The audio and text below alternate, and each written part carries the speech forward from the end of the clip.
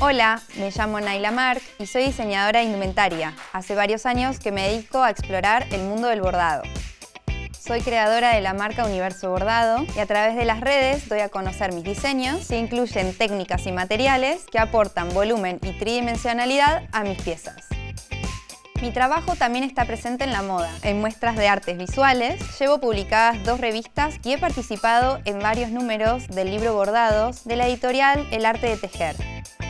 En mis bordados suelo recrear la profundidad de los espacios naturales, combinando colores llamativos que contrasten y refuercen el efecto óptico de las distancias.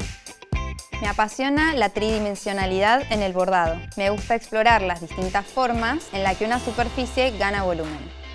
Me gusta pensar en mis cuadros como ventanas, desde donde podemos tener una vista en profundidad o sorprendernos con elementos que entran por ella.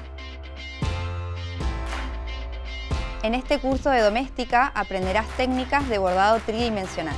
Combinaremos puntadas tradicionales con materiales no convencionales para el bordado.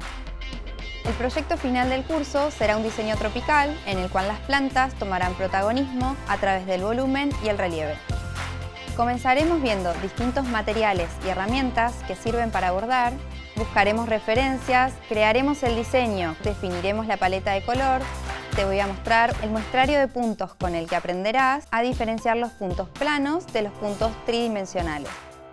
Definiremos los sectores de volumen de nuestro diseño, para luego separarlo en 2 partes. La principal la calcaremos sobre una tela de base y la otra la bordaremos en una tela aparte para luego cortarla y armar nuestras piezas tridimensionales. Comenzaremos a bordar y te enseñaré tips para que lo adaptes a un diseño. Por último, te daré algunas recomendaciones sobre los usos, cuidados y aplicaciones del bordado tridimensional. Al finalizar el curso, habrás conseguido bordar una pieza única con detalles tridimensionales. Para realizar este curso, no necesitarás conocimientos de bordado o de dibujo, solo ganas de aprender y de conectar con tu parte creativa.